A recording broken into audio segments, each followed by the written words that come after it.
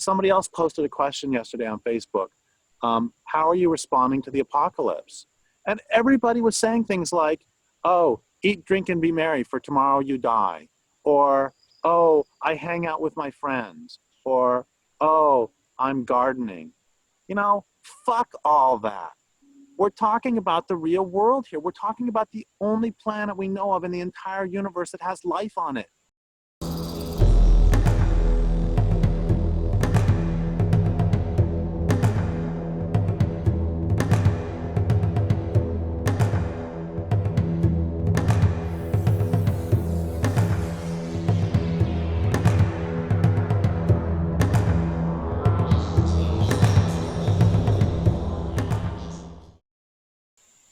The other day I was doing an interview and someone asked me, the interviewer asked me, what is the one central idea of all of my work?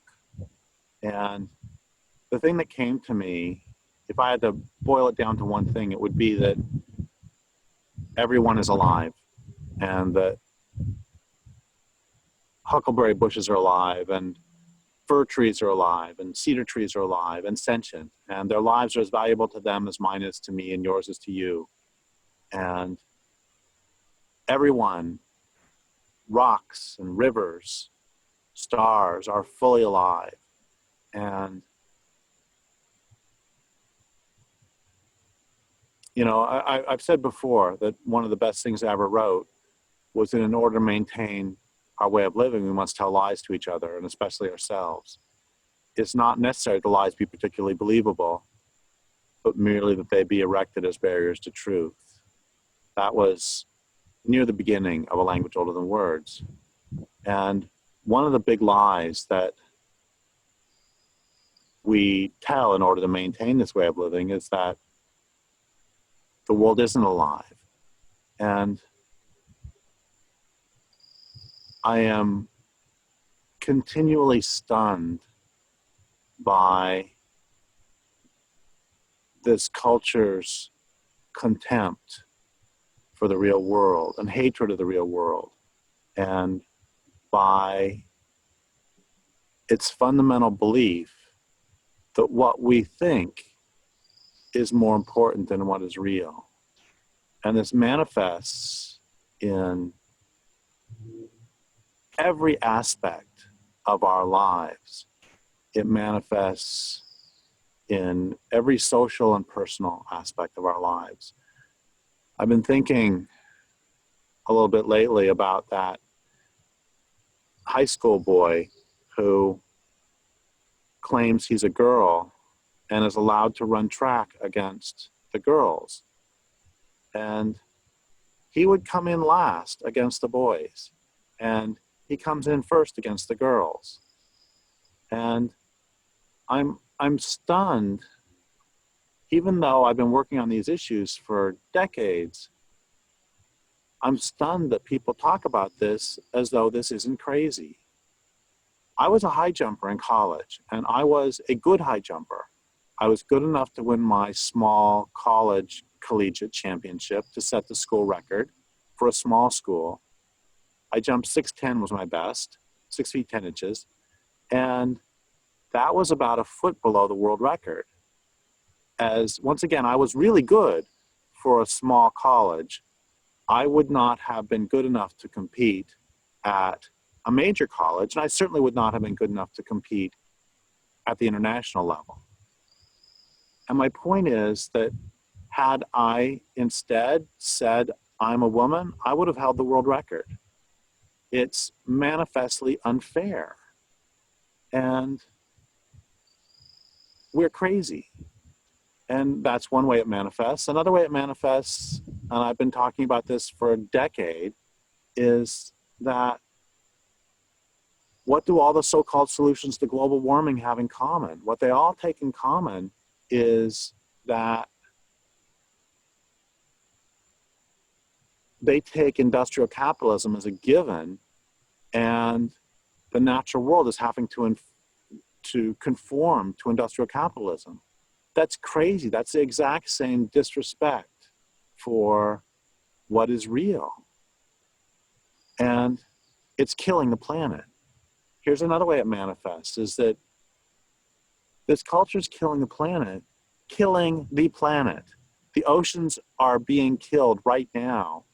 And the response of most people is to do nothing. And the response of most people is to care more for, it's like, you know, bats are disappearing here, and songbirds are disappearing, and frogs are disappearing. And I guarantee that if the San Francisco 49ers football team disappeared, people would know, but they're not even noticing. And those who do notice, I'm so disappointed that one of the things I've started doing on Facebook is I've started to post examples of people who have participated in resistance through history. And one of the reasons I'm doing that is to normalize resistance. So I posted the first one last night. It's about this Russian teenager in World War II who, Belarusian teenager actually, in World War II, who fought against the Nazis, and she was captured, and she grabbed the gun from the Gestapo officer interrogating her, shot him, shot 2 more guards, and made a break for it, and then was caught and killed. And I find her story tremendously moving. She's so courageous. And I swear, the 3rd or 4th response that somebody posted is, resistance is futile, it's too late. And I completely went off on this person. We're talking about life on the planet here. Somebody else posted a question yesterday on Facebook. How are you responding to the apocalypse? And everybody was saying things like, oh, eat, drink, and be merry, for tomorrow you die. Or, oh, I hang out with my friends. Or, oh, I'm gardening. You know, fuck all that. We're talking about the real world here. We're talking about the only planet we know of in the entire universe that has life on it. And somehow we skipped a step. We go, okay, there is no problem. Well, there may be a problem, but it's solvable using technology. Oh, that's not going to work. So there may be real problems that we can't solve through technology. When you get to that point, then all of a sudden they go, okay, well, in that case, give up and make a lifeboat. I'm sorry, what about this little step in between called resistance? What about this little step in between where you actually care about the real world and you try to protect the real world? What about that step? You know,